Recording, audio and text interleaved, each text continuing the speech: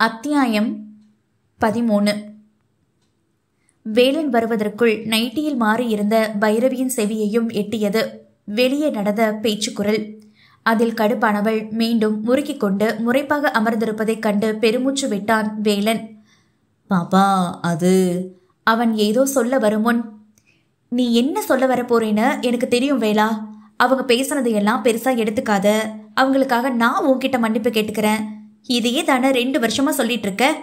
கேட்டு கேட்டு காது புளிச்சு போய் உட்கார்ந்துருக்கேன். இனியும் நான் எதையும் கேட்க தயாரா இல்லை. கட்டிலின் விளிம்பில் 2 கைகளையும் அழுந்த ஊன்றி குனிந்த வாக்கில் அமர்ந்து கோபமாக உரைக்க, அவளை சமாதானம் படுத்தும் நோக்கில் அவள் அருகில் அமர வந்தவனை வெடுக்கின முகத்தை தூக்கி முறைத்ததில் பின்னால் நகர்ந்து நின்று பாவமாக பார்த்தான் அவளை. உன் மனநிலை எனக்கு புரியுது பாப்பா. வருஷம் கடந்து போச்சு. ஆனாலும் அவங்களோட இந்த விரசமெல்லாம் எப்பதே முடியுமோ? நீயே என்னைய புரிஞ்சுக்கின்னு ஏத்துக்கிட்ட மாதிரி அவங்களும் சீக்கிரத்துல உன்னைய புரிஞ்சுப்பாங்க. அவங்க புரிஞ்சுக்கிற அளவுக்கு நாமளும் எந்த சச்சரவும் இல்லாம நல்லா வாழ்ந்து காட்டணும்னுதே உனக்காக ஊட்டையே கட்டி முடிச்சேன். ஒரு நல்ல நாளா பார்த்து புது வீட்டுக்கு போற வரைக்கும் எனக்காக பொறுத்து போயேன். மெல்ல நெருங்கி அவள் தாடை பற்றி கெஞ்சலோடு முறையிட என உதடு சொல்லித்து கழுத்தை நுடைத்து கொண்டாள் பைரவி. எல்லாம் ஓரளவுக்கு தான் வேளா. உன் அம்மா அப்பாவுக்கு என்ன பார்த்தா எப்படி இருக்கும்? எனக்கு அப்படியே எரிச்சலா வருது. எனக்கு முதல்ல அவங்கள பார்த்தா அப்படியே பெரிய சைஸ் அம்மிகளை தூக்கி அவங்க மண்டையில போட்டு பொள்ளுக்கடை போல வெறி வருது. 2 வருஷமா அவங்க உயிரோடு இருந்ததே பெரிய விஷயம்தான். இனிமேலும் சும்மா சும்மா என்னைய ஏதாவது பேசி டென்ஷன் பண்ணாங்க. பேச்சுவார்த்தையெல்லாம் இல்லை, ஸ்ட்ரைட்டா சுடுகாட்டில் ஃப்ளாட் போட்டுருவேன். 2 பேத்துக்கும் ஜாக்கிரதையா இருந்துக்க சொல்லு. தீவிரமாக கொலை மிரட்டல் விட்டவளை அடி பாவி என வாய் பிளந்து அவள் அருகில் நெருங்கி அமர்ந்து நைசாக இடையை சுற்றி வளைத்து அழுத்தம் கூட்டியதில் பட்டன அவன் கரத்தில் தன் கரம் பதித்து மூச்சிறைக்க முறைத்தாள். இப்பதான் ஒரு பெரிய பஞ்சாயத்து முடிஞ்சது. திரும்பவும் நீ தொட்டு நான் செக்ஸியா கத்தி அத உங்க அம்மா அப்பா காதுல கேட்டு ஊரையே கொண்டு வந்து வீட்டு முன்னாடி நிறுத்தி இன்னொரு பஞ்சாயத்தை கிளப்பி விடுவாங்க. அதையும் உன்னால சமாளிக்க முடியும்னா தொடங்கின வேலைய கண்டினியூ பண்ணு. படபடவட ஊசி பட்டாசாய் வெடிக்க, எது அடுத்த பஞ்சாயத்தா? பீதியாகி வெடுக்கென அவள் அருகில் இருந்து எழுந்து வேட்டியை சுருட்டி காலடிக்கில் வைத்து அட்டென்ஷன் போஸில் நின்று கொண்டவனை கண்டு குறுநகை பூத்தது அவள் இதழ்கள். உன் வீர தீரம் எல்லாம் வெளியாளுங்க கிட்டதான் இல்ல. வீட்டுக்குள்ள இப்படி அநியாயத்துக்கு போனியா பம்பரிய வேலா? உன்னையெல்லாம் வச்சு என்ன பண்றதோ? பொய்யாக சலித்து கொண்டாள். என்ன பாப்பா, கேலி பண்றியா? சிறு முறைப்பாக கேட்க, சுத்தம் அதுவே புரியலையா உனக்கு? கழுக்கென சிரித்தவளை மெல்லிய சிரிப்போடு ரசனையாக பார்த்தான் வேலன். இப்போதுதான் அவள் மனம் விட்டு சிரித்து நேரில் பார்க்கிறான். எத்தனை அழகு அவளின் சிரிப்பு! பார்க்க பார்க்க 2 கண்கள் போதவில்லை அவனுக்கு. செவ்விதழ்கள் துடிக்க அவள் சிரிக்கும் போது அப்படியே கொத்தி கடித்து தின்ன ஆசை வருகிறது. காதலன் கண்களுக்கு காதலியின் சிறு சிறு அசைவுகள் கூட தித்திப்பாய் மனதில் தேன் ஊற செய்யும். சாதாரண பிரவுன் நிற பிரில் வைத்த நைட்டியில் அளவான கூந்தலை அள்ளி உச்சியில் கொண்டையிட்டு வெளியே சென்று வந்த களைப்பில் வியர்வை பூத்த முகத்திலும் கழுத்திலும் சிறு சிறு துண்டு முடிகள் ஒட்டி இருந்த போது கூட பேரழகையாக தெரிந்தாள் அவன் கண்களுக்கு. கடினப்பட்டு தற்காலிகமாய் மோகத்தை கட்டுப்படுத்தி கொண்டு வெளியே செல்லலாம் என நினைக்கும் போது பாவையின் அசாத்திய அழகு ஆண்மையின் அடிவரை சோதித்து ஆட்டம் கண்டதில் பாய்ந்து அவனை சூடேற்றிய மென்னிதழை கவ்வி லேசாக தெரிந்த பிளவழகான இரட்டை திமிரில் தன் வேகத்தை காட்டியதில் சத்தமிட முடியாமல் திணறி போனாள் அவனது மீசை மறைத்த ஆள் கிணற்றில். யோ, முத்த கணக்கு கூட்டிட்டே போகுது. இதையெல்லாம் சேர்த்து வச்சு கேட்டா என்னால முடியாது சொல்லிவிட்டேன். கண்டிப்பாக வீங்கிய சிவந்த உதட்டை இழுத்து பாவமாக பார்த்து மூச்சிறைத்து மெல்ல சினுங்கியவளை மதிமயங்கிய நிலையில் பார்த்தான் வேலன். நல்ல வேலையா ஞாபகப்படுத்தின. ராத்திரி வந்து மொத்தமா வசூலிச்சுப்பேன். எம்புட்டு கணக்கு வச்சுக்கோ. ஒரு மார்க்கமாக சொல்லி கனிகளை உடையோடு கவ்வி விட்டு அவசரமாக வெளியே ஓடியவனை கசங்கிய நைட்டியோடு சரி செய்தபடி கூச்சத்தோடு துள்ளி முறைத்த பைரவி வேலனின் குறும்புகளை எண்ணி கண்ணம் சிவக்க கட்டிலில் கவிழ்ந்தாள். ஏனே என்னனே, கண்ணால நாளதுமா அன்னி கூட இல்லாம வயலுக்கு வந்திருக்கவ? வயலில் ஏறு வெட்டி கொண்டே குவினான் முத்து. ஒன்னும் இல்லடா, சும்மாதேன், பொழுது போகலன்னு வந்தேன். வரப்பில் இறங்கி நடந்தவன் எங்கோ பார்த்து மனைவியை எண்ணி மனதில் மகிழ்ந்து கொண்டான். ஏனே, என்ன என்னைக்கும் இல்லாம இன்னைக்கு சிரிச்ச முகமா பளிச்சுன்னு இருக்கவ அங்க இங்க பார்த்து தனியா வேற அடிக்கடி சிரிச்சுக்கிடுறியே, என்ன விஷயம்? மண்வெட்டியை ஓரம் போட்டு தலையில் கட்டி இருந்த துண்டை அவிழ்த்து தோளில் போட்டு முகத்தை துடைத்தபடி வேலனை நெருங்கினான் முத்து.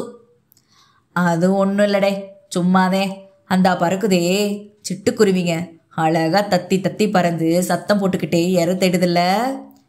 ஆலமரத்தடியில் கீச்சிட்டு கொண்டே ஆலம்பழத்தை கொத்தி தின்பதை கை காட்டி சிரிக்க, எங்க என மண்டையை சொரிந்தான் அவன். அண்ணே, அந்த குருவிங்க தினமும் இங்கனதே பறந்து விளையாடிக்கிட்டு கிடக்கு. நீ என்ன புதுசா இன்னைக்கு பார்க்குற மாதிரி சத்தம் போடுது அழகா இருக்குதுன்னு சொல்றவ? குழப்பமாக உற்று பார்த்தான் வேலனை. என்னடே சொல்ற? தினமுமா இங்கன இருக்கு? ஒரு நாள் கூட நான் பார்த்ததே இல்லையே என்றவனை மேலும் கீழும் பார்த்தான். என்னனே, கண்ணால நாளதுமா அண்ணி எதுவும் பலமா மண்டையில தாக்கி மரம் கல்லண்டு போச்சோ?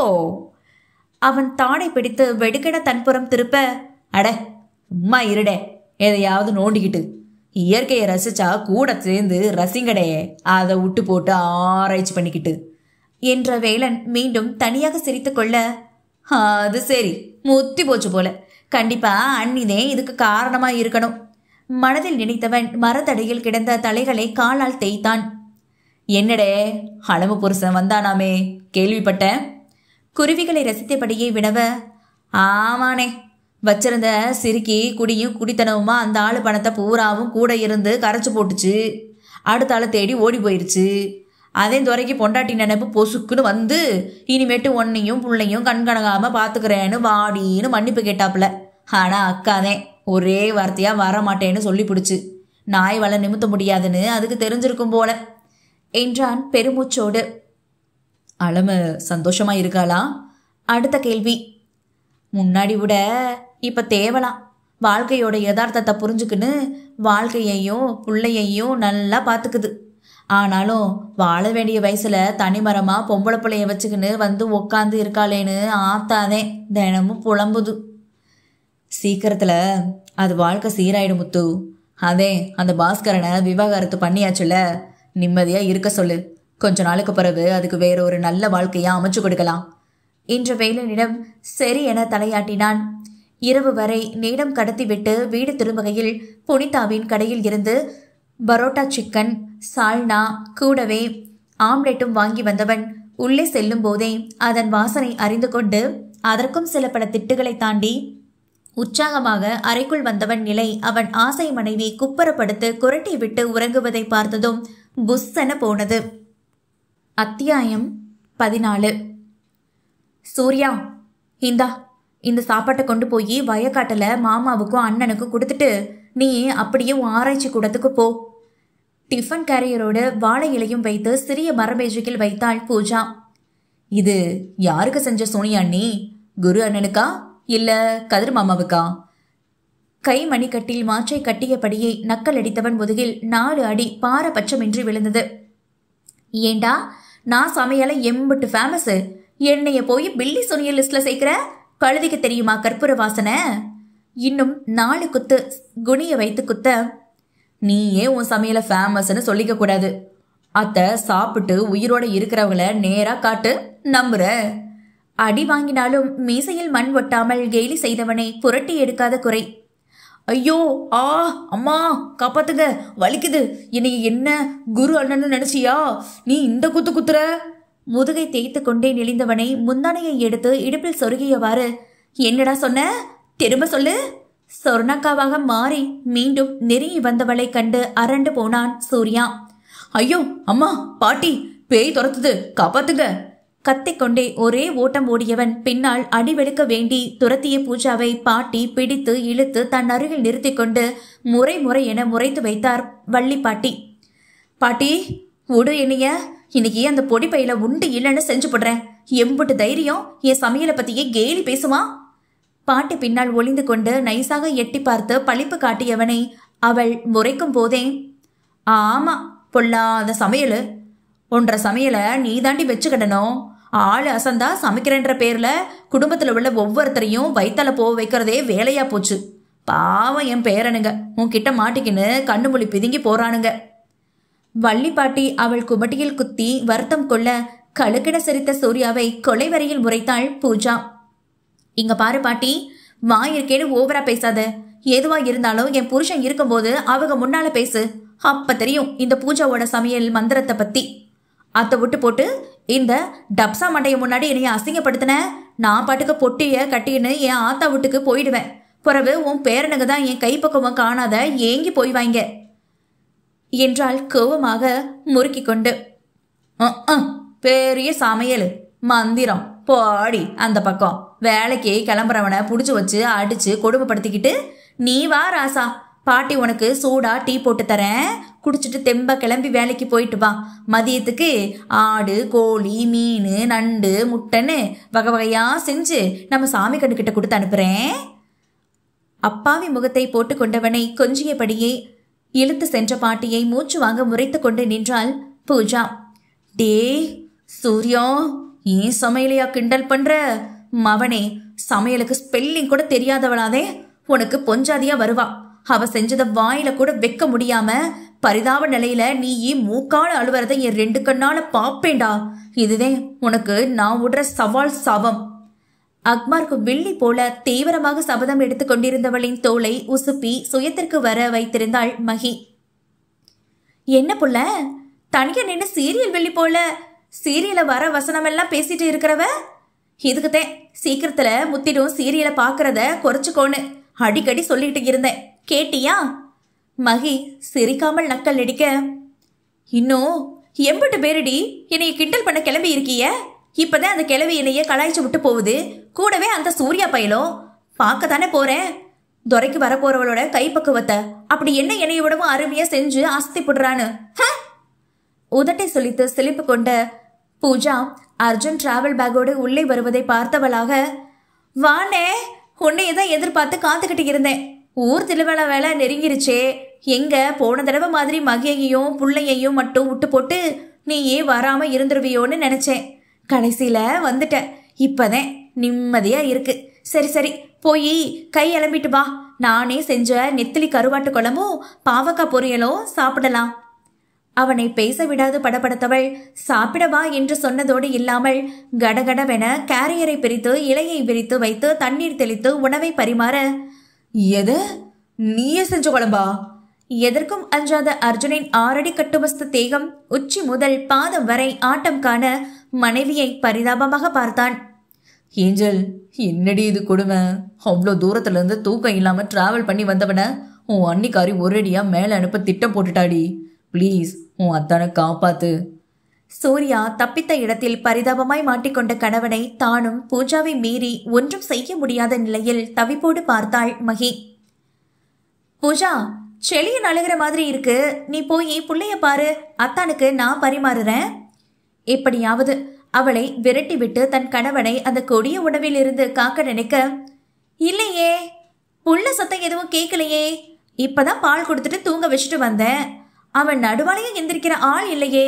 ஒன்னு பண்ணு, சந்தேகமா இருந்தா நீ போய் பார்த்துட்டு வா என்ற பூஜா இன்று அர்ஜுனை விடுவதா இல்லை போலும். இதுக்கு மேல உங்களை என்னால காப்பாற்ற முடியாதாத்தா. உயிரோடு இருந்தா அறைக்கு வாங்க, உங்களுக்காக ஸ்பெஷல் சர்ப்ரைஸ் வச்சிருக்கேன். அவன் காதில் கிசுகிசுத்து விட்டு வெக்கத்தோடு ஓடியவளை முதலில் முறைத்தவன் பின் ஏக்கமாய் மனைவி சென்ற திசையை வெறித்த அர்ஜுனை வலுக்கட்டாயமாக அமர வைத்து, போதும் பூஜா, இதுக்கு மேல போனா வயிறு வெடிச்சிடும் என்று கதறும் அளவுக்கு தொண்டை வரை சோற்றை போட்டு திருப்தியாக அனுப்பி வைத்து விட்டாள்.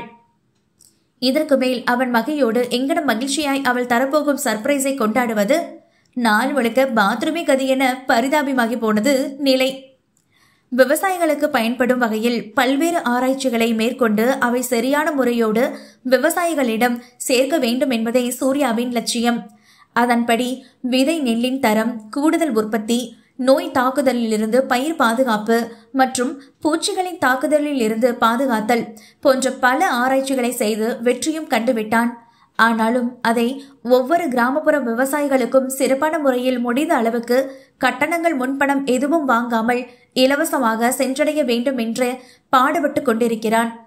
பூக்களின் மென்மையான மறுபக்கத்தில் உள்ள மருத்துவத்தன்மையை பற்றியும் அதன் விளைச்சல் எந்த காலத்தில் பயிரிட்டால் வளமையான செழிப்பினை தரும் என்பதை பற்றியும் தனது ஆராய்ச்சி கூடத்தில் அமர்ந்து உன்னிப்பாக அவன் வேலையை கவனித்துக் கொண்டிருக்க தொடர்ந்து வரும் அலைபேசியின் சத்தத்தில் கண்களில் அணிந்திருந்த கண்ணாடியை ஆள்காட்டி விரலால் அமுக்கி விட்டபடி யாரென பார்த்தவனுக்கு கடுப்பாகி போனது. ச்ச, வேற வேலையே இல்லை. எப்ப பாரு போனை போட்டு உசரை எடுக்கிறதே வேலையா போச்சு. சலிப்பாக பார்த்துவிட்டு மீண்டும் தன் வேலையை தொடர மீண்டும் அதே எண்ணில் இருந்து வந்த தொடர் அழைப்பில் அதற்கு மேலும் பொறுக்க முடியாமல் அட்டன் செய்து விட்டான். ஏய், ஒரு முறை போன் கட் பண்ணா புரியாது, பேச இன்ட்ரெஸ்ட் இல்லைன்னு எல்லாரும் உன்னைய மாதிரி வேலை வெட்டி இல்லாம இருப்பாங்கன்னு நினைச்சிட்டியா? சும்மா போனை போட்டு மனுஷனை வேலை செய்ய விடாம டென்ஷன் பண்ணிக்கிட்டு இதுக்கு மேல எனக்கு போன் பண்ண அட்டன் பண்ண எல்லாம் மாட்டேன். சைலண்டா பிளாக் பண்ணி வச்சுட்டு நிம்மதியா இருப்பேன். வைய போனை. எரிச்சலாக உரைத்துவிட்டு மறைக்காமல் போனை சைலண்டில் போட்டு வைத்தவன் விட்ட வேலையை தொடர மீண்டும் அலைபேசியின் திரையில் வெளிச்சம் மின்னி மின்னி அணைந்து போக தொடர் குறுஞ்செய்திகள் வேறு வந்து கொண்டிருப்பதை கவனிக்காமல் விட்டுவிட்டான் சூர்யா. அப்போதே அந்த பக்கம் சொல்ல வருவதை கேட்டு அதன்படி அவன் நடந்திருந்தால் வரப்போகும் பிரச்சனைகளை வாசலோடு தடுத்து நிறுத்தி இருக்கலாம். ஆனால் சனியை வாண்டடாக அழைத்து தலைமீது தான் அமர வைத்துக் கொள்வேன் என்றால் யாரால் என்ன செய்ய முடியும்? பூஜா விட்ட சாபம் இப்போது சூர்யாவின் வீட்டின் நடுக்கூடத்தில் குட்டி ட்ரௌசரோடு அமர்ந்திருந்தது. கூடிய விரைவில் பழித்து விடுமோ? பாப்பா, இதெல்லாம் உன் மனசுக்கே சரியா படுதா? எம்புட்டு நாளாச்சடி அநியாயத்துக்கு நிபந்தனை போட்டு மனுஷனோட அவஸ்தைய புரிஞ்சுக்காம படுத்தினா எப்படி புள்ள? சலவை கல்லில் துணிகளை அடித்து துவைத்துக் கொண்டிருந்தவளின் தூக்கி சொருகி இருந்த நைட்டியில் தெரிந்த முழங்கால் அழகும் முகத்தில் பூத்திருந்த முத்தான வியர்வை துளிகளையும் ஏக்கமாய் பார்த்து கெஞ்சியபடியே மற்றொரு கல் மீது அமர்ந்திருந்தான் வேலன். உன் அவஸ்தை சரி பண்ண அடிக்கடி நான் அசிங்கப்பட்டு நிக்க முடியுமா? அப்பப்பா, அப்படியே பாம்பு காது உன் அப்பாவுக்கும் உங்க அம்மாவுக்கும். அந்த ரூம்ல மூச்சு விட்டா கூட குத்தமா தெரிஞ்சா நான் என்ன பண்றதா? மூச்சு வாங்கி கொண்டே பேசினாலும் கவனமாக துணியில் சோப்பு போட்டு தேகம் குழுங்க துவைத்து கசக்கி பிழிந்தவளின் மெல்லின அழகில் கொஞ்சம் கொஞ்சமாய் மெய்மறந்து கொண்டிருந்தான் அவன். அதுக்காக ஒரு முத்தம் கூட இல்லைனா எப்படிடி? முன்னாடி சண்டை போட்டு இருந்தப்பயாச்சும் ஏதாவது கிடைச்சிடும். இப்ப எதுவும் இல்லை.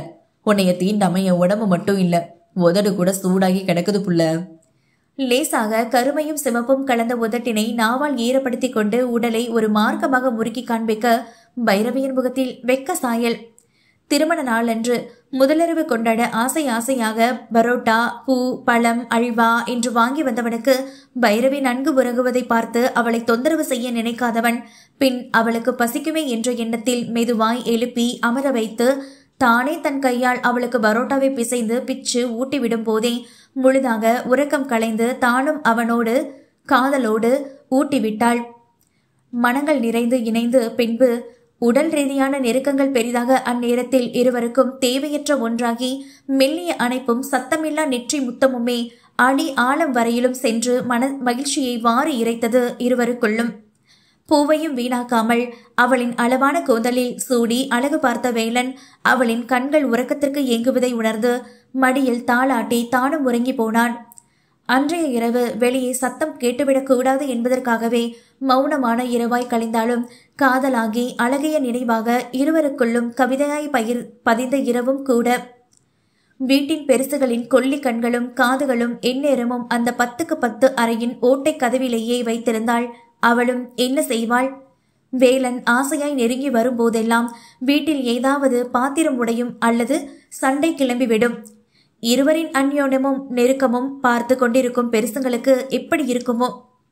ஆனால் பெரியவர்கள் இருக்கும் போது ஒழுக்கத்தை கடைபிடிக்க வேண்டுமாம். பெரியவர்கள் பார்க்க கணவன் மனைவி இருவரும் கைப்பிடித்து தோல் உரச நின்றால் கூட சாமி குத்தம் ரேஞ்சுக்கு பீட்டர் விடும் செண்பகத்தை தாண்டி கணவனிடம் சுதந்திரமாக தனது உரிமைகளை நிலைநாட்டக்கூட முடியாத அளவிற்கு நாளுக்கு நாள் தயக்கம் வந்துவிட்டது அவளுக்கு. அப்படி இருக்க வேலனின் சின்ன சின்ன ஆசைகளை கூட நிறைவேற்ற முடியாத சங்கடத்தில் அவனை விலக்கி வைத்து இருப்பவளுக்கு முன்பு போல் அல்ப விஷயத்திற்கு எல்லாம் கத்தி கூச்சலிட்டு சண்டை போட்டு ஊர் பார்த்து சிரிக்கும் அளவிற்கு தரம் இறங்கி செல்லக்கூடாது என்ற முடிவோடு பொறுப்பான குடும்ப பெண்ணாய் மாறி புது வீட்டிற்கு சென்றதும் தான் மொத்தமும் கூட என்று அவன் தலையில் குண்டை தூக்கி போட்டுவிட்டாள். வேலனும் வீட்டில் நடக்கும் இத்தகைய இக்கட்டான சூழ்நிலையை உணராமல் இல்லை. பைரவியின் மனதை உணர்ந்து புரிந்து கொண்டு தானே விலகி இருக்கிறான். அவனது பெற்றோர் இப்படி கொஞ்சமும் இறங்கி வராமல் பைரவியை இன்னும் விரோதியாக பார்ப்பது அவனுக்கும் பெரிய வருத்தம்தான். அதற்காக அவர்களிடம் சென்று கணவன் மனைவியின் ஏக்கங்களை பற்றி என்ன பேசிவிட முடியும்? எப்படி பேசிவிட முடியும்? புதிய வீடு செல்லும் வரை பொறுத்து போவோம் என்ற எண்ணத்தில் தங்களது ஆசா பாசங்களை கட்டுப்படுத்தி கொண்டு திருட்டு முத்தங்களோடு ரகசியமாய் காதல் செய்கின்றனர். ஆனாலும் அவ்வப்போது இம்மாதிரி தனிமையான அழகிய நேரங்களில் மனைவியிடம் சீண்டி கிஞ்சி கொஞ்சி பாவமுகம் போட்டு பெண்ணவளை நாணமுற வைத்து சிவகடித்து ரசித்துக் கொள்வதில் பேரானந்தம் அவனுக்குள்ளும். இதோ இப்போதும் தூக்கி சொருகி இருந்த மஞ்சள் வண்ண ஃப்ரில் வைத்த நைட்டியில் கூட செப்பு சிலையாக துணி துவைக்கும் அழகு மனைவியை வைத்த கண் வாங்காமல் ரசித்து பார்த்திருக்கும் கணவனின் குறுகுறுப்பு பார்வையில் தேகம் சிலித்தாலும் வெளியே பொய்யாக முறைத்து சோப்பு நுரையால் அவனை அடித்து விரட்ட அந்த நுரையை அள்ளி எடுத்து வந்து பெண்ணவளின் பின்னோடு கட்டி கன்னத்தில் தடவி பின்னங்களத்தில் முத்தமிட்டு கணவன் மனைவி இருவரும் தங்களை மறந்து கொஞ்சிக் கொண்டிருப்பதை இம்முறை பக்கத்து வீட்டு பெண்மணி பார்த்துவிட்டு சச்சரவாகி போனது. அத்தியாயம் 15. ஏமா பொண்ணு, யார் நீ?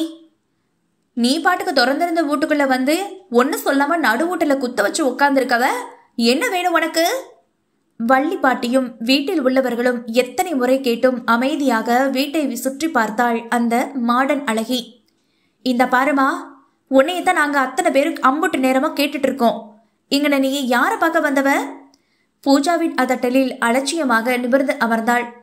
அந்நேரம் பார்த்து வயக்கரையில் வேலை பார்த்த களைப்போடு வாயிலில் முகம் கை காலை கழுவிக்கொண்டு லுங்கியை உதறியபடி உள்ளே வந்த குருவை பார்த்தவளின் கண்கள் அகல விரிய, வாவ், வாட் அ ஹேண்ட்ஸம், பார்க்கவே சும்மா நச்சுன்னு இருக்காரே. வாய் வெட்டி புலம்பியபடி அவனை நெருங்க போனவளை 4 கால் பாய்ச்சலில் ஓடி மாய்ச்சரைசர் போட்ட வலுவலு கையை பிடித்தெழுத்து தள்ளி நிறுத்திய பூஜா குருவின் முன்பு அரணாய் நின்றவளின் முகம் கோபத்தில் அனல் பறந்தது.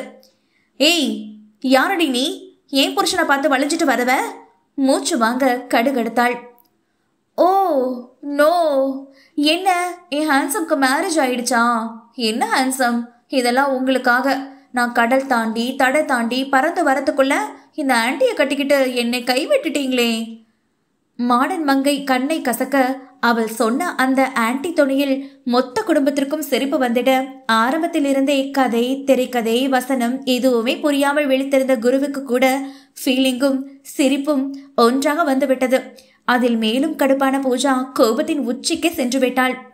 ஏய், இந்தாடி ஹரட்ரோசரு, யாரை பார்த்த ஆன்டிங்கிற? இதுல என் புருஷனுக்காக கடல் தாண்டி வேற வந்திருக்கியாக்கும். மூஞ்சியும் மொகரையும் பாரு, நல்லா அமுக்கி வச்ச பண்ணு மாதிரி. இன்னைக்கு உன் மண்டைய பொழந்து உன் வாயை கிளிக்கல, நான் பூஜா இல்லடி. வீம்பி கொண்டு அவளிடம் எகிரி போக, ஐயோ பூவு வேணாமடி, அந்த பிள்ளைய கொண்டு நீயே உன் புருஷன வாழ்க்கைய குழி தோண்டி புதைச்சிடாதடி. திமிரிய பூஜாவை பின்னிருந்து கட்டிக்கொள்ள, ஏயா அந்த சிரிக்கி என்னடானா என்னைய ஆன்டின்றா, நீ என்னடானா என் முன்னாடியே அவளுக்காக பறிஞ்சு பேசி உன் வாழ்க்கைய வேற கெடுத்துக்கிறாதன்னு சொல்ற உன்னைய. அவன் கையில் இருந்தபடியே புயலாக திரும்ப, இதோ அந்த செவத்த பிள்ளையை காப்பாற்ற வேண்டிய நல்லெண்ணத்தில் வாய் தவறி ஒரு வேகத்தில் உளறிவிட்ட குருவின் நிலை மிகவும் கவலைக்கிடம். நடக்கும் கூத்தை கண்டு வீட்டில் உள்ளவர் ஒவ்வொருவரும் சிரித்து கொண்டு இருப்பதை அரை மயக்கத்தில் பார்த்த குரு, அடப்பாவிகளா, உசுருக்கு அவத்தான நிலையில ஒருத்தங்க அடி வாங்கி தவிக்கிற என்னைய பார்த்து சிரிப்பா சிரிக்கிறிய, எனக்கும் ஒரு காலம் வரப்பு, அப்ப பாத்துக்கிறேன்டா உங்களை.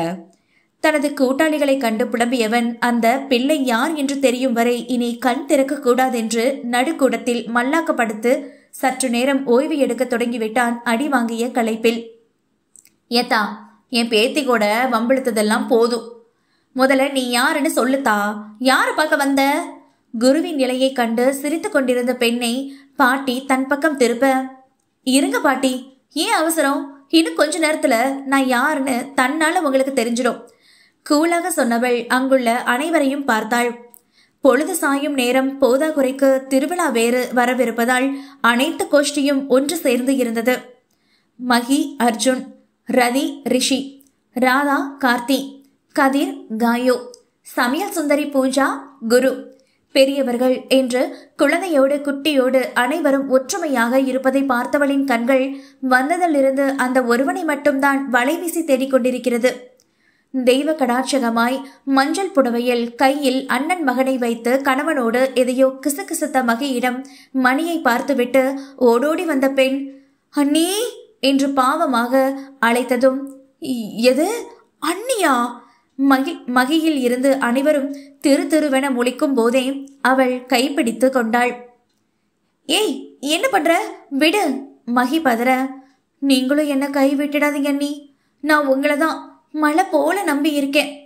நீலி கண்ணீர் வழிய சரோஜா தேவி ரேஞ்சுக்கு அவள் சத்தம் போட்டு கெஞ்சியது வேலை முடித்து வந்து அசதியாக வாயிலில் செருப்பை கலட்டி விட்டு கொண்டிருந்த சூர்யாவின் காதில் விழுந்ததும் ஆணி அடித்தது போல் நின்று விட்டான். என்னமா பேசுற? நீயே என்னைய மழையா நம்பணும்? எல்லாம் காரணமா தான் அண்ணி. எது? இல்ல, லவ் தான் அண்ணி காரணம். லவ்வா? என் அண்ணனுக்கு தான் இந்த வாயாடி கூட கல்யாணம் முடிஞ்சிருச்சு போச்சே, புறவை எப்படி? மகி முழுதாக சொல்லும் முன் பூஜாவின் கொந்தளிப்பு பார்வையில் சொல்ல வந்ததை எச்சிலோடு விழுங்கிக் கொண்டாள். என்ன பண்றது அண்ணி, இவ்வளோ அப்பாவியான அடி தாங்கும் ஒருத்தரை நான் தெரியாம மிஸ் பண்ணிட்டேனே. ஆனா இப்போ நான் லவ் பண்றது வேற ஒருத்தர் அண்ணி. அப்பாவியாக சொல்லிவிட அனைவரின் பார்வையும் இடுங்க அவளை ஒரு சேர ஊடுருவியது. அதுவரை அதிர்ந்த நிலையில் அவளை நாடகத்தை பார்த்து கொண்டு வெளியே நின்றிருந்த சூர்யாவின் மனதிலோ, என்னத்தையாவது சென்டிமெண்டா சொல்லி வீட்டில் உள்ளவங்களை குழப்பி எங்க இவ கைக்குள்ள போட்டுக்கிட்டு காரியத்தை சாதிச்சு விடுவாளோ என்ற அச்சத்தில் தயக்கமாக உள்ளே வந்தவனை சரியாக உணர்ந்து கொண்டவள் உள்ளுக்குள் உண்டான குதூகலத்துடன் அவனை ஓர கண்ணால் பார்க்க, இங்க என்னடி பண்ற எனும் பார்வை தாங்கி தீயாக முறைத்தான் அவளை. ஆனால் அதையெல்லாம் கண்டு கொள்ளும் ரகமா அவள்? நீண்ட நாட்கள் கழித்து பார்க்கும் சூர்யாவை தலை முதல் பாதம் வரை அங்குலமாக பார்வையாலேயே விழுங்கி குடும்பத்தார்களின் முன்பு சங்கட்டமாக வியர்த்து நெளிய வைத்தாள் அவனை. ஐயோ, கொஞ்சமோது புரியுற மாதிரி சொல்லுமா. அந்த விட்டு போட்டு வந்ததுல இருந்து பூடகமா பேசி எங்களை பைத்தியமாக்குற. கார்த்திகை தொடர்ந்து, இந்த பொண்ணு சொத்தி வளைக்காம நேரடியா சொல்லு, நீயே யார விரும்புற? வேட்டியை மடித்து கட்டியபடி முன்னே வந்த கதிரின் தோரணையான அதட்டலில் சற்றே மிரண்டு போன பெண்ணின் கரம் அங்கு பாட்டியின் அருகில் எச்சிலை விழுங்கியபடி திருட்டு மொழியோடு நின்றிருந்த சூர்யாவின் பக்கம் நீட்டியதும், அப்படி போட அருவாள, அதுவா சங்கதி என அனைவரும் கோரஸ் பாடி மோவாயில் கை வைத்து விட்டனர். ஐயோ மாமா, அவ சொல்றது எதையும் நம்பாதீங்க. இவ ஒரு கேடி. வெளிநாட்டுல படிக்கும் போதுதே நைன்னு விடாம என் பின்னால சுத்தி உசரை எடுத்தான்னு பார்த்தா இம்புட்டு வருஷம் கழிச்சு திடீர்னு ஊடு தேடி வந்து என்னைய சிக்கலை மாட்டி விட பாக்குறா. அவசரமாக மறுக்க, ஏன் சூர்யா பொய்யா பேசுற? அப்போ நம்ம காலேஜ் படிக்கும் போது என்னைய நீ உசுருக்கு உசுரா லவ் பண்றேன்னு கட்டிக்கினா உன்னைய மட்டும்தான் கட்டிக்குவேன்னு எல்லா நேரமும் என்கிட்ட டப்பிங் வசனம் பேசுற மாதிரி பேசி என்னைய மயக்கி ஹோட்டல் கூட்டிட்டு போனியே, அதெல்லாம் பொய்யா? அவனுக்கே தெரியாத ஒரு பிட்டை இவளை வாய்ப்போட போக்கில் நம்பும்படி அளந்து விட்டு யாரும் அறியாமல் கண்ணடிக்க, அடி போதவத்தி, என்னமோ நடிக்கிறா இவ. போச்சு, எல்லாரும் முன்னாடி என் மானத்தை முழுசா வாங்கிட்டான் சண்டாளி. கோபத்தில் பற்களை கடித்தான் சூர்யா. அடே, ஹோட்டலுக்கு எதுக்கட அந்த பிள்ளைய கூட்டிட்டு போன? முக்கிய சந்தேகத்தை அறிய கார்த்தி அவன் தோளை சுரண்ட, வேற எதுக்கு? தந்தூரியும் கிரில் சிக்கனும் சாப்பிடுதான். மை ஃபேவரட் அண்ணா, உங்களுக்கு பிடிக்குமா? அந்த பெண்ணை அதுக்கு குறும்பாக விளக்கம் கொடுத்து கேள்வியும் கேட்க, ஓ எனக்கும் ரொம்ப பிடிக்குமே. அது கூடவே அவனுங்க தர ஷைடிஸ்னே ருசி அள்ளும். உணவை பற்றி பேசியதும் கார்த்தி அவளோடு கூட்டு சேர்ந்து விட்டான். ஏனோ அவளின் துரு பேச்சும் இன்னசென்ட் முகமும் அங்கிருந்த அனைவரையும் கவர்ந்து விட்டது, அவன் ஒருவனை தவிர. சரி, அதெல்லாம் இருக்கட்டும். முதல்ல உன் பேர் என்ன, எந்த ஊரு, அதை சொல்லு முதல்ல. அதுவரை தூங்குவது போல் மல்லாக கிடந்த குரு வாரி சுருட்டி கொண்டு ஆவலாக அவள் அருகில் செல்ல, அவன் சட்டை காலரை பிடித்தெழுத்த பூஜா தன் அருகில் நிறுத்தி முறைக்க, சும்மாடி பூவு என இழைக்க, முறைக்கு வா, உனக்கு இருக்கு என்று முறுக்கி கொண்டாள். நான் சாத்விகா, சொந்த ஊரு மதுரை பக்கம்னு டாடி சொல்லுவாங்க. பட் நான் பிறந்ததும் டாடிக்கு யூஎஸ்ல வேலை கிடைச்சதால ஃபேமிலியோட அங்கே செட்டில் ஆகிட்டோம். எனக்கு ஒரு தம்பி இருக்கான். அப்புறம் நான், மம்மி, டாடி, அவ்வளோதான் எங்கள் ஃபேமிலி. காலேஜ் படிக்கும்போது சூர்யா பழக்கம். நானும் அவனும் ஒரே டிபார்ட்மெண்ட். அப்போது அவன் என்னை உருகி லவ் பண்ணுறேன்னு நிறைய ஆசை வார்த்தைகளை பேசி என்னை கட்டாயமாக லவ் பண்ண வச்சுட்டு ஊருக்கு போனதும் உன்னை கல்யாணம் பண்ணிக்கிறேன்னு என் தலையில் அடித்து சத்தியம் பண்ணிட்டு வந்தவன். 2 வருஷம் ஆச்சு. ஒரு ஃபோனும் இல்லை, ஒன்றுமே இல்லை. நான் ஃபோன் போட்டாலும் எடுக்கலை. நான் மட்டும்தான் இவனை உண்மையாக நேசிச்சு இருக்கேன் போல. அதான் முப்பொழுதும் சூர்யாவோட கற்பனையில மிதந்து காதல் நோயில தவிச்சு இதுக்கு மேலேயும் விட்டா எங்க என்ன இவன் கை விட்டுடுவானோன்னு பயந்து ஃப்ரெண்ட்ஸோட இந்தியாவுக்கு டூர் போறதா வீட்டில் போய் சொல்லிட்டு சூர்யாவை தேடி இங்க வந்துட்டேன். ஆரம்பத்தில் அவளின் குடும்பத்தை பற்றி மட்டுமே உண்மையை சொன்னவள். மீதி சூர்யா அவளை கட்டாயமாக விரும்ப வைத்ததாக சொன்னதெல்லாம் இவளை அடித்துவிட்டு சூர்யாவை பார்க்க, பொய்க்காரி பொய்க்காரி, இன்னமும் இவ பொய் மூட்டைய மூளையிலையும் முதுகலையும் அடுக்கி வச்சுக்கிட்டே சுத்திக்கிட்டு இருக்கா பாரு, வெக்கங்கெட்டவ. அவ பேருக்கும் அவளுக்கும் கொஞ்சமாச்சும் சம்மதம் இருக்கா? இவ எனக்கு பண்ண கொடுமை எல்லாம் நான் அவளுக்கு பண்ணதா சொல்லி பிளேட்டையே மாத்தி போட்டுவிட்டு அண்ட புழுகி. பற்களுக்குள் வார்த்தைகளை கடித்துக்கொண்டு ஏகத்திற்கும் அவளை கடுமையாக முறைத்து பார்த்தான். சூர்யாவின் கோபம் அவளுக்குள் கிளியை பரப்பினாலும் இத்தனை பேரை தாண்டியும் அவனால் தன்னை என்ன செய்துவிட முடியும் என்ற மிதப்பில் தன் காதலுக்காக இன்னும் எத்தனை பொய்யை வேண்டுமானாலும் அடுக்கிக் கொண்டே செல்லலாம் என மனதில் நினைத்தவள் அடுத்த பொய்யை தயார் செய்ய தொடங்கிவிட்டாள். அத்தியாயம் 16. பாப்பா என்று அழைத்தபடி கையில் உணவுத்தட்டோடு தயக்கமாக வந்த வேலனை தீயாக முறைத்தாள் பைரவி. இன்னும் எம்புட்டு நேரம் புள்ள கோவத்துல சாப்பிடாம இருப்ப? ரவையோடு சாப்பிட்டு போட்டு தெம்பா இருந்தா தானே மாமனோட ராத்திரிக்கு மல்லு கட்ட முடியும். அவளை இயல்புக்கு கொண்டு வர நினைத்து குறும்பாக கண்ணடிக்க மேலும் முறைத்த பைரவி கண்கள் கலங்கி முகத்தை திருப்பிக் கொள்ள அவனுக்குத்தான் ஒரு மாதிரி ஆகி போனது.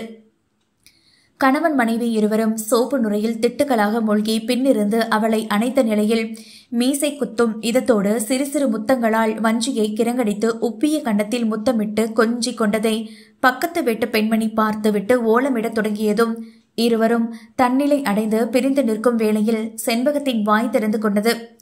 வெக்கங்கெட்டவளுக்கு எத்தனை தடவை சொன்னாலும் புத்தி வராது. கல்யாணத்துக்கு முன்னாடி வசதியான ஆம்பளைங்களா பார்த்து ஜொல்லு விட்டவ இப்ப என்னடானா நல்லா இருந்த என் பிள்ளைய மயக்கி நடு ரோட்டில் நின்று பச்சையா அசிங்கம் பண்ணிட்டு இருக்கா. ஏண்டி நீ எல்லாம் பொம்பளை தானே, அந்த அளவுக்கு அடக்க முடியாமையாடி சுகம் கேட்டு அழகுது.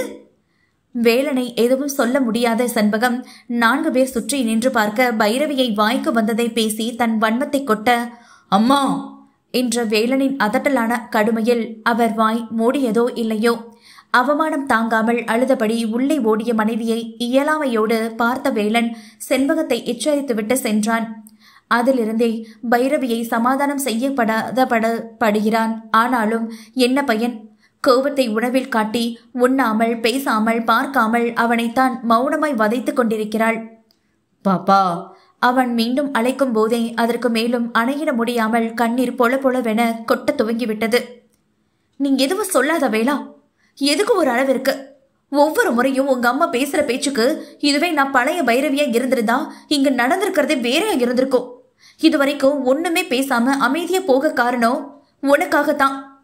என்ன இருந்தாலும் உன்னைய பெத்தவங்கன்னு மனசை தேத்திக்கிட்டு பொறுத்து போனா 4 பேர் பார்க்க என்னை அசிங்கப்படுத்தி தலையில ஏறி உட்கார்ந்து ஆடுவாங்களா? இதுக்கு மேல என்னால இதையெல்லாம் சகிச்சுக்க முடியாது. உடனே என்னை இங்கிருந்து கூட்டிட்டு போ. அப்படி முடியலன்னா உன் வேலையை முடிச்சு கூப்பிடுற வரைக்கும் நான் ஹாஸ்டல்ல தங்கிக்கிறேன். திட்டவட்டமாக கண்ணீரோடு உரைத்தவளை அமைதியாக பார்த்தவன் மனதும் பைரவியின் வார்த்தைகளை நியாயமாகவே ஏற்றுக்கொண்டது. உன்கிட்ட முக்கியமான விஷயம் சொல்ல நினைச்சேன். வர வெள்ளிக்கிழமை முகூர்த்த நாள் இருக்கு. நாம அன்னைக்கே புது வீடு குடியேறிடலாம் பாப்பா என்றவனை கண்ணீரோடு நிமிர்ந்து பார்த்தாள் பைரவி. புதிய வீட்டில் சிறு வேலைகளை கூட முடிக்காமல் நுண்ணியமாக முடித்துவிட்டு ஊரையே பத்திரிகை வைத்து அழைத்து விதவிதமான உணவை பந்தியிட்டு இதுவரை தங்களை கேலி பேசிய வாய்களை அடித்துவிட வேண்டும் என்ற பல எண்ணங்களோடு அந்த வீட்டை கட்டி முடித்தான். ஆனால் இப்போது நிலைமையே வேறாகிற்றே. கணவன் மனைவி நிம்மதியாக பேசக்கூட உரிமை இல்லாத வீடு அவனுக்கே நரகமாக தோன்றும் போது பைரவியின் மனதை பற்றி சொல்லவே வேண்டாம். ஒவ்வொரு நாளும் தனது தாயின் தேள் கொட்டும் பேச்சை கேட்டு தனக்காக தன் மனைவி பொறுத்து போனதெல்லாம் போதும். ஊராரின் முன்பு பெருமை காண்பிப்பதை விட பைரவியின் இக்கட்டான சூழ்நிலையை சரிப்படுத்துவதே முக்கியமாய் எண்ணிய வேலன் 2 நாளில் எளிமையாக தன் மனைவி மற்றும் தேர்ந்தெடுத்த சொந்தங்களோடு பால் காய்ச்ச முடிவெடுத்து விட்டான். வேளா, புது வீட்டுக்கு போக இன்னும் 2 நாள் தானே இருக்கு. அது கூட எப்படி ஊருக்கே பத்திரிக்கை வைக்க முடியும்? எனக்காக தானே அவசரமா உன் முடிவை மாத்திக்கிட்ட. வேண்டாம், விடு. இவ்வளவு நாள் அவங்க பேசுனது எல்லாத்தையும் பொறுத்து போன என்னால இன்னும் கொஞ்ச நாள் பொறுத்து போக முடியாதா? நான் அட்ஜஸ்ட் பண்ணிக்கிறேன். நீ என்ன நினைச்சு கவலைப்படாம வீட்டு வேலையை பாரு. கணவனின் உள்ளம் அறிந்து அதற்கேற்றவாறு உடனடியாக செயல்படுபவள் தானே அவனது சரிபாதி. பைரவியும் அவனது உள்ளத்தை உணர்ந்து பொறுப்பான மனைவியாய் உடனே கண்களை துடைத்துக் கொண்டு பேசியதை எல்லாம் கேட்ட வேலனுக்கு வியப்புதான்.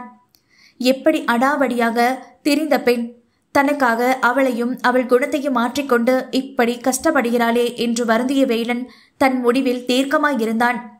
வெள்ளியன்று புது வீட்டிற்கு குடிபுக வேண்டும் என்பதில். அதெல்லாத்தையும் நான் பாத்துக்கிற பாப்பா, நீ கவலைப்படாம இரு. இந்தா இப்ப முதல்ல சாப்பிடு, இந்த சாப்பாட்டை சாப்பிடு. ஒவ்வொரு வாய் உணவாக கையில் எடுத்து ஊட்டிவிட காலையில் இருந்து உண்ணாமல் வயிறு காலியாகி இருந்ததில் ஆர்வமாக வாய் திறந்து கவ்விக்கொண்டவளின் மனதை நீண்ட நாளாக அரித்து கொண்டிருந்தன ஒரு சந்தேகம். ஏ வேளா, நம்ம புது வீட்டுக்கு யார் யாரெல்லாம் போக போறோம்? ஏன் பாப்பா திடீர்னு இப்படி ஒரு கேள்வி? இல்ல, உங்க அம்மாவும் அப்பாவும் இங்கேயே இருப்பாங்களா, இல்ல நம்ம கூடவே அந்த வீட்டுக்கு வருவாங்களா? இது என்ன கேள்வி? பெத்தவங்களை எப்படி பாப்பா தனியா விட்டு போட்டு நாம மட்டும் போக முடியும்? அங்கனதான் வசதியா 2 அறை பெரிய கூடமெல்லாம் இருக்குதே. இங்கன மாதிரி சண்டை சச்சரவு இல்லாம ஆளுக்கு ஒரு ரூம்ல இருந்துகிட்ட போறோம். வேலன் புன்னகையோடு சொல்லிக்கொண்டே அடுத்த வாய் உணவை அள்ளி அவளின் வாயருகில் கொண்டு செல்ல தலையை பின்னுக்கு இழுத்து போதும் என்றவளின் முகம் கருத்து கோபத்தில் உஷ்ண காற்று வெளிவந்தன. இன்னும் கொஞ்சந்தே, இதையும் வாங்கிக்கோ. அவளின் கோபம் உணராத வேலன் மீண்டும் உணவை நீட்ட, அதான் போதுன்னு சொல்றேன்ல, திரும்ப திரும்ப எதுக்கு என்னைய டார்ச்சர் பண்ற? என்னை நிம்மதியாவே இருக்க விட மாட்டியா? பட்டன தட்டை தட்டி விட்டு கோபத்தில் ஆவேசமாக கத்தவும் வேலன் புரியாமல் இந்திரிக்கும் வேளையில் இவளின் குரல் வெளியே இருந்தவர்களுக்கும் கேட்டு, பொண்ணா இவ? கொஞ்சம் கூட அடக்கம் இல்லாம ராத்திரி நேரத்துல பேய் மாதிரி கத்துறா. செண்பகம் தொடங்கும் போதே உள்ளிருந்து வந்து, ஏய்! அவர் முகத்திற்கு அருகாமையில் விரலை நீட்டி மூச்சு வாங்க கத்திய பைரவியின் ரௌத்திரத்தில் அந்த பழமையான ஓட்டு வீடு பலமாக ஆட்டம் கண்டது என்றால் செண்பகமும் அவள் கணவனும் திடுக்கிட்டு எழுந்தனர். பாப்பா இப்ப எதுக்கு இம்புட்டு கோவப்படுற? அவசரமாக அவள் பின்னாடியே ஓடி வந்த வேலனை பைரவியின் வெளிகள் கூறு போட, பாத்தியா இந்த பொம்பளை பேசுறதெல்லாம்? இவன் மட்டும் ராப்பகல் பார்க்காம தொண்டக்கிளிய கத்துவானா? அவன் புருஷன் கூட பேசுவானா, தூக்குவானா? அவருக்கு உடம்புக்கு முடியலன்னா ஊட்டி விடுறது என்ன, குளிப்பாட்டி விடுறது என்ன, எல்லாம் பண்ணுவாளா? ஆனா நான் மட்டும் உன் கூட பயந்து பயந்து பேசணும். இவங்க முன்னாடி நடக்க சங்கடம் பண்ணணும். உட்கார சாப்பிட பிடிச்சதை செஞ்சுக்க அத்தனைக்கும் அனுமதி கேட்கணும். ஏன்னா இவங்க பெரியவங்களாம். நீயே மனசை தொட்டு சொல்லு. நான் இந்த வீட்டுக்கு வந்த நாள்ல இருந்து என்னைக்காவது ஒரு நாளாவது இவங்க என்கிட்ட பெரிய மனுஷத்தன்மையை நடந்துகிட்டு இருக்காங்களா? எந்த நேரமும் காதை கூர்த்திட்டி வச்சுக்கிட்டு இந்த கதவு மேலேயே வச்சுக்கிட்டா உள்ள நம்ம எப்படி பேசுறது, சிரிக்கிறது, சந்தோஷமா வாழ்றது? இந்த லட்சணத்துல இப்ப கட்டின புது வீட்டுக்கும் இந்த சகுனிய கூட்டிட்டு போய் உட்கார வைக்க போறேன்னு சொல்ற? உன்னைய என்ன பண்றது வேளா? இத்தனை நாளும் உள்ளுக்குள் அடக்கி வைத்திருந்ததை எல்லாம் உச்சக்கட்ட கோபத்தில் மரியாதை தொலைத்து கத்திய பைரவியின் எண்ணம் எல்லாம் இனியாவது புதிய வீட்டிற்கு சென்று தன் கணவனோடு நிம்மதியான வாழ்க்கையை வாழ்வோம் என்ற கனவில் இருக்க, ஆனால் வேலனோ அதற்கு முட்டுக்கட்டையாக இருப்பான் என்று கொஞ்சமும் நினைக்காதவள் மனதில் உள்ள ஆற்றாமை எல்லாம் கோபமாக வெளிப்படுத்தி இருந்தாள். பைரவி, என்னடி இது? பெரியவங்களை போய் மரியாதை இல்லாம சகுனி அது இதுன்னு பேசுற பழக்கம் எங்கிருந்து வந்துச்சு இந்த வாய் தொடுக்கு? வந்த கோபத்தில் இதுவரை எந்த ஒரு நிலையிலும் பைரவி மீது கோபத்தை காண்பிக்காத வேலன் அவளை அடிப்பதற்காக ஓங்கி இருந்த கரம் நரம்பு புடைத்து பைரவியின் கன்னத்தை உரசிக்கொண்டு அந்தரத்தில் நிற்க, கண்ணீர் சொட்டும் இரு விழிகள் மிரண்டு அதிர்ச்சியாக அவனை பார்த்தவள் புறங்கையால் கண்ணீரை துடைத்தபடியே அறைக்குள் ஓடியிருந்தாள். பைரவி பேசிய பேச்சை கேட்டு அவமானத்தில் முகம் கருத்த நிலையில் செண்பகமும் பாண்டியனும் நின்றவர்கள் வேலனை கோபம் பொங்க பார்த்தனர். என்னவோ அவ கஷ்டப்பட்டு மாட உழைச்சு பணத்துல ஊட்ட கட்டி வச்சிருக்கிற மாதிரி இப்பவே இந்த பேச்சு பேசுறா. இதுக்குதான் இந்த தரங்கட்டவளை வைக்க வேண்டிய இடத்துல வைக்கணும்னு தள்ளப்படம் அடிச்சுக்கிட்டேன். இப்ப பாரு, என்னையவே சகுனின்னு சொல்லிவிட்டு போறாளே, விளங்காதவ. செண்பகம் மூக்கை உறிஞ்ச, ஏய் இப்ப என்னத்துக்கடி அழுது உப்பாரி வைக்கிறவ? எல்லாம் இந்த பயல சொல்லணும். தங்க விக்கிரகம் மாதிரி என் தங்கச்சி மொப துளசி இருக்கும்போது சாக்கடைய. பாண்டியன் சொல்லும் போதே வேலனின் வேல்வெளி பார்வையில் தன்னால் அவர் வாய் மூடிக்கொண்டது. வர வெள்ளிக்கிழமை புது வீட்டுக்கு போறோம். அங்கேயும் போய் இதே மாதிரி அசிங்கமா அடிச்சுக்கிட்டு கிடக்காம ஒத்துமையா வாழற வழிய பாருங்க. பைரவிக்காக பெத்து வளர்த்த உங்களையும் என்னால விட்டு கொடுக்க முடியாது. உங்களுக்காக என் மனசுக்கு பிடிச்ச என் பைரவியும் விட்டு கொடுக்க முடியாது. எனக்கு நீங்க எல்லாருமே வேணும். நீயெல்லாம் வார்த்தையை விடாம தேவையில்லாம அவளா உங்க பக்கம் சண்டைக்கு வர மாட்டா. அதே மாதிரி நீங்களும் இருந்துக்கிட்டா எல்லாருக்கும் நல்லது. பைரவி காதிலும் விழுவது போல் இருவரிடமும் அழுத்தமாக சொன்னவன் இப்போதைக்கு பைரவி கோபமாக இருப்பாள், எது பேசினாலும் மீண்டும் பிரச்சனையில்தான் முடியும் என தெரிந்து அமைதியாக சென்று புறவாயிலின் திட்டில் தலைக்கடியில் கை கொடுத்து படுத்து கண்மூடியவன் நினைவு மொத்தமும் மனைவியின் கலங்கிய விழிகள்தான் வேதனைப்படுத்தியது. தலையணையில் முகம் புதைத்தபடி குப்புற விழுந்து கிடந்த பைரவியின் மனம் குமைந்து கண்ணில் இருந்து நிற்காமல் கண்ணீர் வழிந்தோடியது.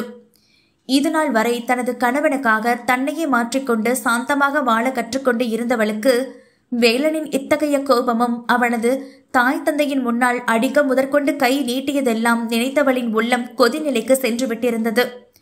செண்பகத்தின் மீதிருந்த கோபமெல்லாம் இப்போது வேலன் பக்கம் திரும்பி இருக்க மனதில் எடுத்த உறுதியோடு அழுதபடியே உறங்கியும் போனாள்.